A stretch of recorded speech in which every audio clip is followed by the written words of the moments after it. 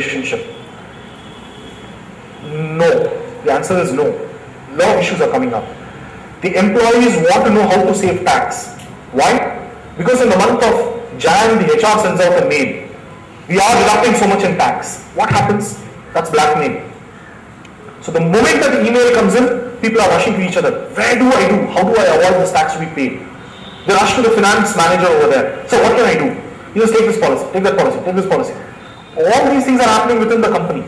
If it's a plant like Toyota, he can't have access to advisors, agents, mutual fund. Nobody would come out there. It's a plant all over by itself. This man will leave early morning, come back late night. How do you expect him to fulfill certain needs and goals that he has? Whether we want to sell products or not, people are buying. The question is, are they happy about it? That's a different question, but people will continue buying it. So when we know that the employees have needs and goals, what can the employer do in this regard? If till a few years back, employers wouldn't do anything, then say that's yours. Go ahead. What would happen if you don't do anything?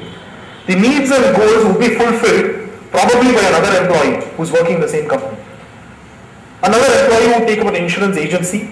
He will try to sell all the employees. He will have competition in it that one more employee would come in.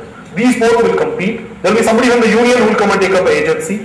He will trust a certain influence on all the employees. And then what you're actually seeing is one employee not happy with the other. As Mr. Raman said, it's a difficult conversation to have if something has been missold.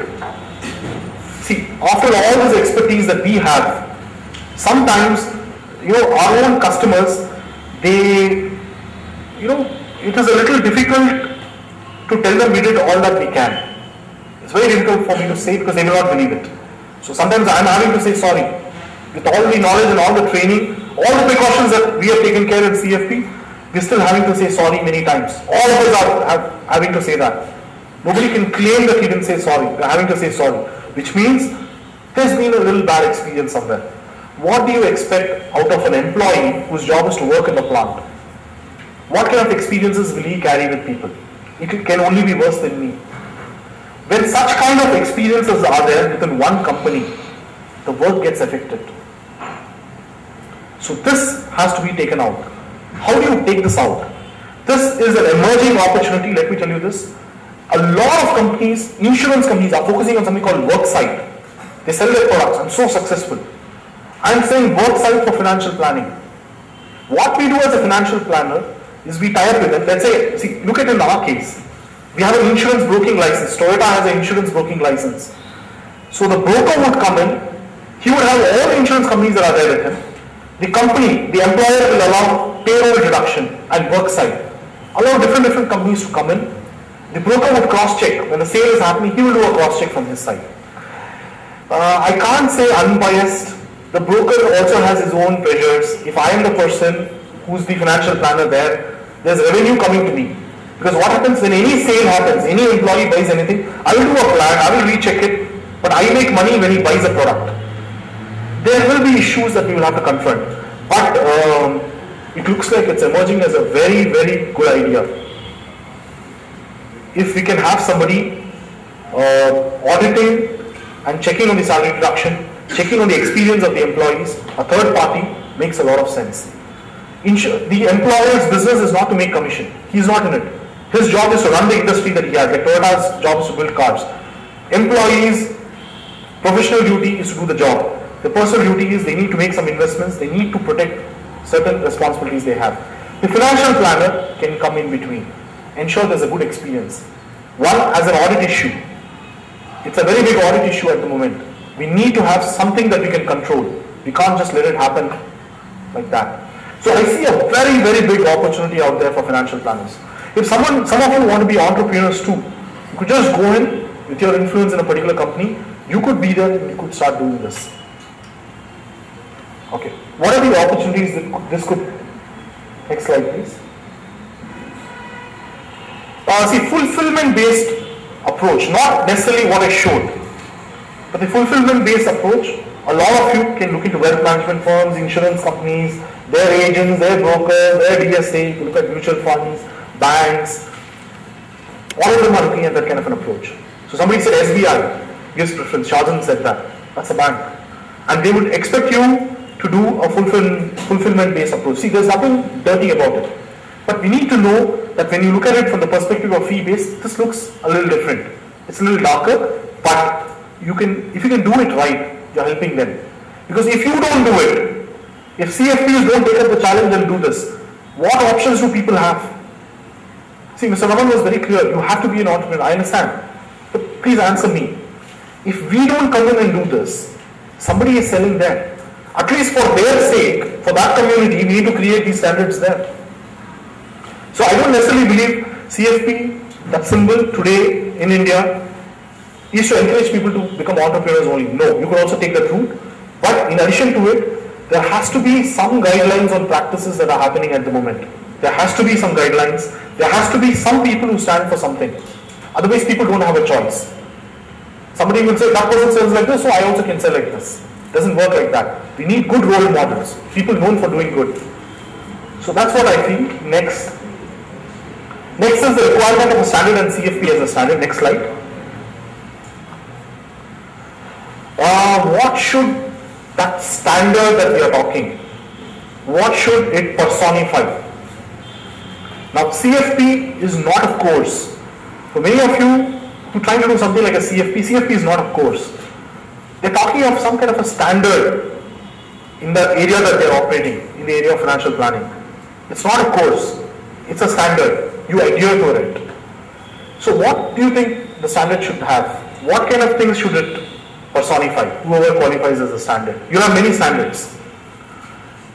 Besides ethical and fair practices, they should issue guidelines to exceed current industry practices. I'd like to say something on the second one. First one is obvious. CFP, when we did our course of CFP, all of us did, one of the things that was mentioned in that is that if a CFP is making money, that is, you're my client, I sell you a product, I need to tell you, irrespective of whether you ask, I need to tell you how much money do I make from this. That's a guideline. It's not your choice. I mean, if I'm giving you something, if there is some revenue coming to me from that, I need to disclose it to you that this is coming to me.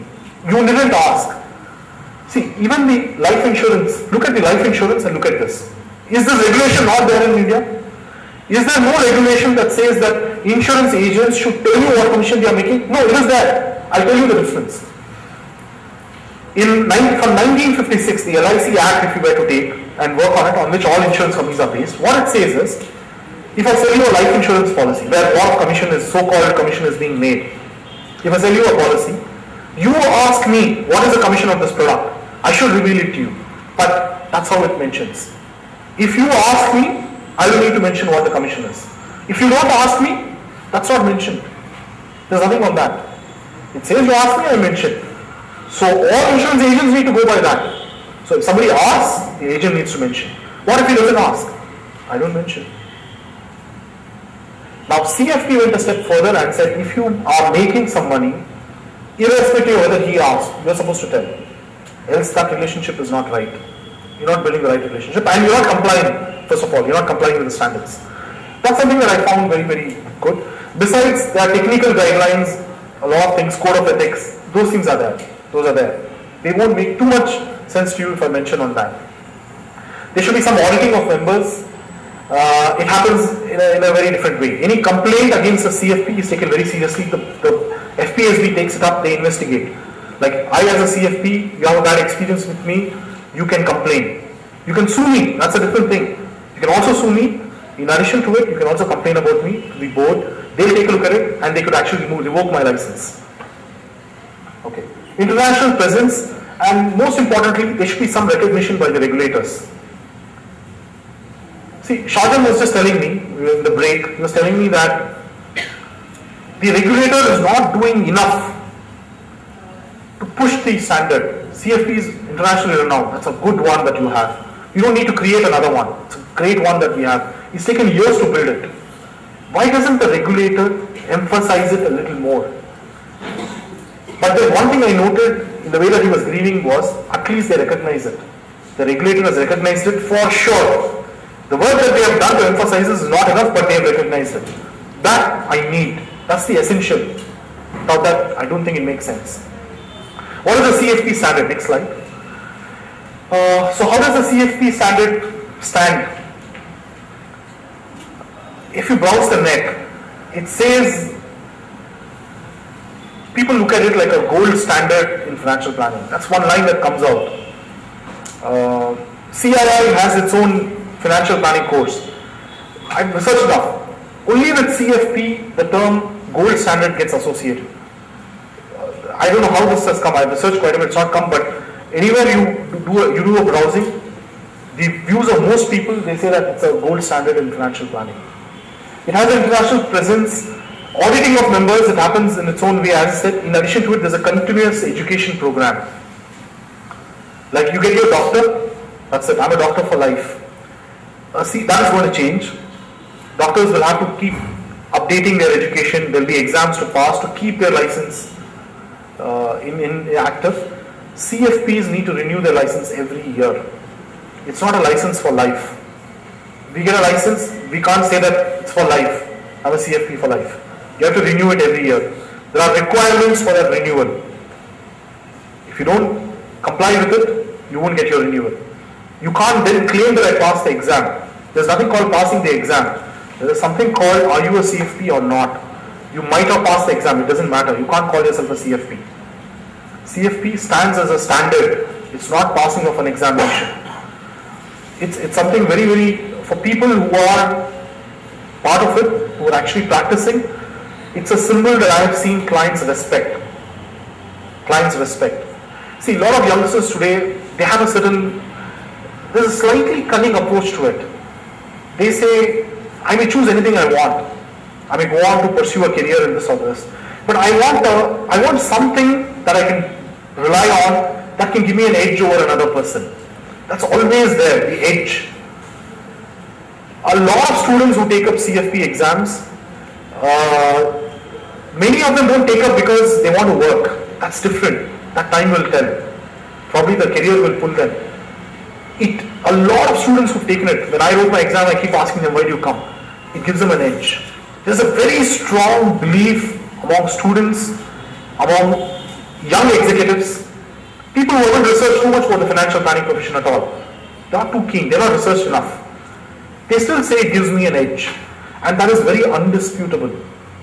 And almost unanimous. Unanimous, and I see it very consistent across. They say it gives me an edge. See, if this is what you were looking from me, I can't help saying it. After all that I said, all that I've supported Raman and all that, I still have to tell you that it is true. It gives you an edge. Maybe in your recruitment somewhere, maybe in your practice, maybe in the trust, that the time it takes to win the trust of your client, it gives you a clear-cut edge, is what I felt for myself. When I have worked, I felt that. I can't say anything more than this. And I'd like to end it. Thanks a lot. Thank you for your time.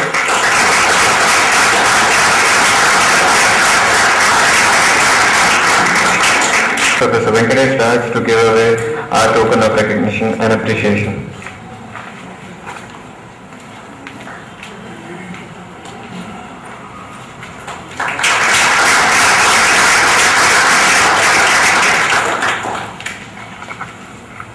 Moving over to our next speaker, I would like to give a brief introduction about Mr. Sanjeev Kumar.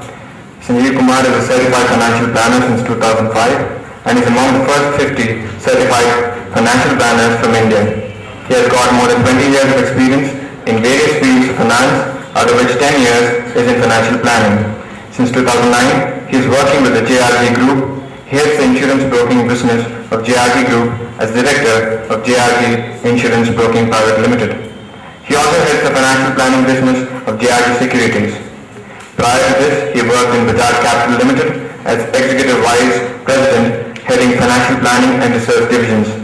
At Bajaj Capital, he was instrumental in setting up the financial planning processes and systems across the business channels and was able to lead a team and implement financial plans more than 35,000 individuals in 3 years on pan-India basis. Prior to joining Bajaj Capital, he was heading the financial planning domain team at the Bangalore Development Center of the US-based financial planning software Advice America, Inc. The expertise of his team in process design and financial modeling helped them in building the Advisor Vision software, which got recognition as the top-ranking financial software in USA from Forrester Research in the year 2005. I welcome you, sir.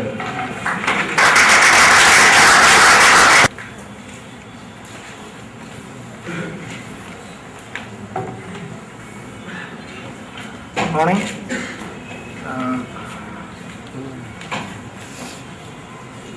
Respected Chief Guest Mr. Ravi Raman, Shajan Samuel, Ramana Krishnan, and esteemed faculty and dear friends. You are through a few sessions which are really insightful and give you different views about the financial planning profession. And I would like to know how many of you have any work experience? Who are students? Anybody with work experiences? Very few hands. Okay. You are all freshers. Actually I am not going to talk what is available in the net. If you click, go to Google and search for financial planning or go to FASB site, you will get a lot of information.